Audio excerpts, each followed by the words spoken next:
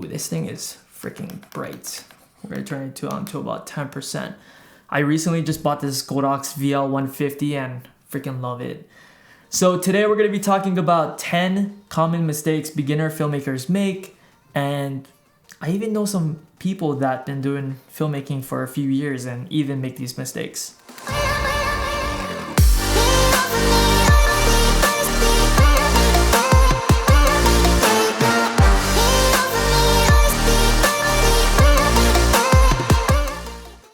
In my filmmaking career, I've made a ton of mistakes, and I've actually seen people start filmmaking and made the same mistakes. So I decided to make this video, hopefully helping out the newest person that's getting into filmmaking, or maybe you're just filmmaking and encountering these mistakes.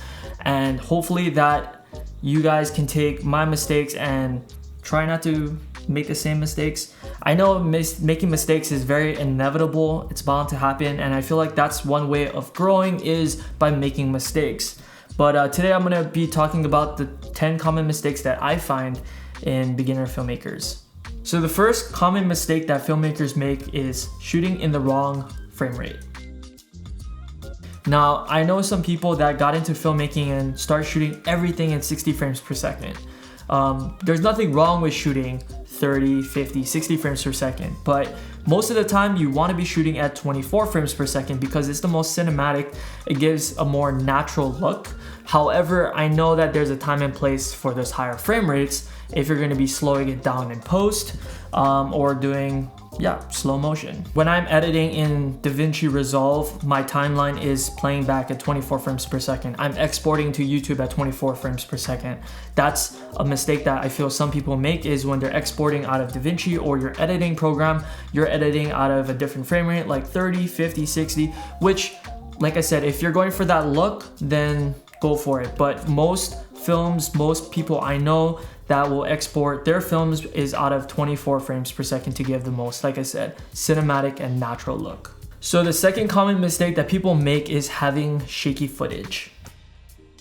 Now, nothing wrong with shaky footage, because I know there's some people out there like, I want to do shaky footage. Shaky footage is part of my film and to give an effect to people, and I agree, there is a time and place for shaky footage, but to me, having shaky footage at all times can be oftentimes unpleasing to the eye. So if I were you, I would invest in like a tripod, a monopod, or some type of stabilization to help give your camera a more stable look. I know there's a lot of DSLRs on the market right now that have in-body stabilization where you don't need a tripod or a gimbal. You can take it handheld, walk, and almost replicate the gimbal look. But if I were to give you any advice, especially when you're shooting for client work or anything that's professional, I would advise to get some type of stabilization to make sure that your footage is 100% stable. So number 3 is storytelling. Storytelling to me overrides everything. You know, especially when you're getting into film, it's like, what stories are you trying to create and share with the world? And what I would encourage you to do is pick up a journal. Now, a lot of people, they have notes on their phone. And what I found out is like a lot of times you end up forgetting about these notes on your phone. Instead, when you write them down, some odd reason, it just sticks.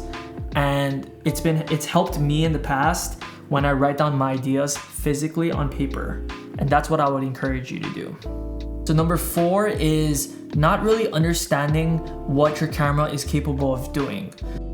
As for me, you know, I'm drawn to new cameras. I want the newest camera. A new camera comes out, I'm like, I want that. And nothing wrong with wanting a new camera. But you know, sometimes I get a new camera and I'm like, dang, like my old camera was actually good. Like there was nothing really significantly different with this new camera. And I realized that it's oftentimes the person behind it. It's not just the camera, it's the person using it.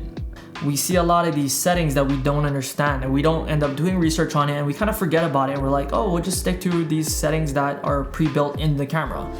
And a lot of times down the road, you find out that that setting was actually useful and you look back and you're like, I wish I knew that. So I would encourage you to do research on your camera, understand what your camera is capable of doing, and unlock its full potential. Number 5 is color grading. Now, to me, color grading is very important, especially when you're creating films. It's not something I took serious when I first started getting into film, but over the past few years, I started diving into color and realizing that color plays a really big part. I mean, it almost creates the mood that you're trying to convey to your audience. Most cameras these days have flat picture profiles, which almost looks very faded, which you then take to an editing program and you can color grade and color correct. I mean, color grading to me separates you from other people. It gives you a personal style. Flat picture profiles also give more dynamic range, and I mean, nothing wrong with shooting in standard profile, but to me, if I were you, I would at least add a LUT to your video to give it a more pop in your footage. Before we get more into the video, if you are enjoying it so far, please go ahead and give it a like and subscribe down below. Number 6 is organization. This is something I struggled with when I first started getting into filmmaking. I mean, it's still not 100% today, but I started to realize that organization is key. Organizing your files after a long day of shoot, putting it into a hard drive and organizing it by folder and by date and by type of camera you're using. I mean, it helps when you're going into your editing process and knowing exactly what footage you're working with, where everything is. And sometimes I feel when you're unorganized, it can lead to unmotivation, not wanting to edit. And even in the future, let's say you went back and try to look for footage. If you're unorganized, it's gonna be hard to find everything, and it almost kind of feels like everything's everywhere. The next common mistake I feel a lot of beginner filmmakers make is song selection. Song selection is very important. I feel it almost makes it or break it. In the beginning, I feel a lot of filmmakers just add songs they think sounds good to their film, but in reality, I feel like it plays a big part of what the emotion is you're trying to create in your film. Sometimes selecting the wrong song in your film can throw off the entire video. So you want to make sure that whatever story it is you're trying to create, to have a song that fits into that video. Now, there's a lot of copyright-free softwares out there and websites you can check out that offer copyright-free music, like Epidemic Sound, which is what I currently use, but I'm sure there's a lot more out there that you can choose from. So this one's actually really funny because I feel like this is not just a common mistake in beginner filmmakers, but also people I know who's been doing films for years now, and it's charging your batteries and formatting your SD cards. What would suck is showing up to a client shoot and realize that your batteries are dead.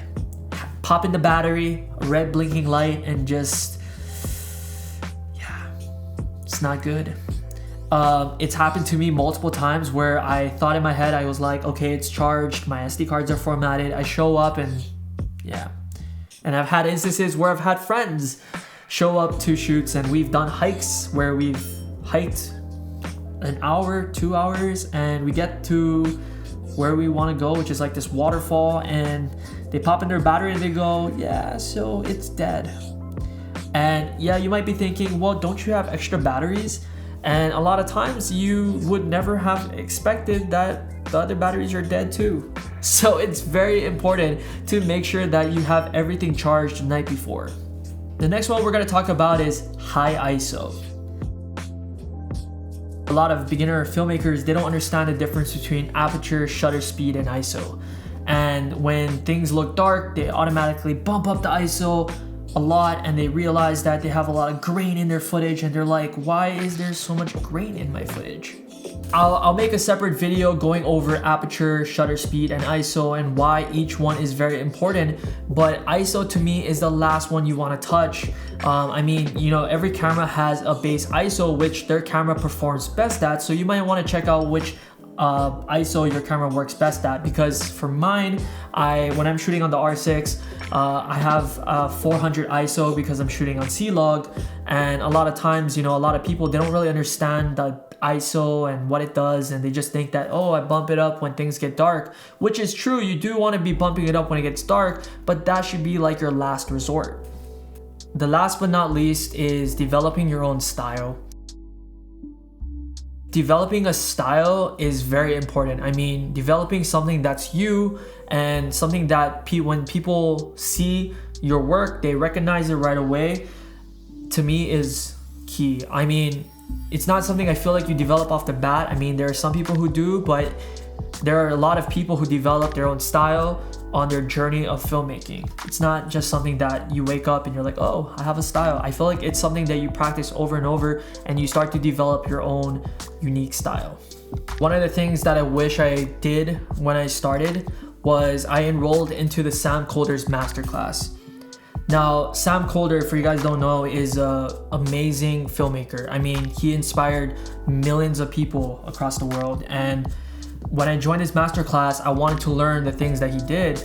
And if you know Sam, he has a very unique style that when you see it, you kind of recognize like, oh, it's Sam Kolder. And the one thing that really stood out to me was when I was taking his masterclass was when I was learning the things and the techniques that he did, I started to develop my own style and took inspiration from what he had to offer, the value that he gave me.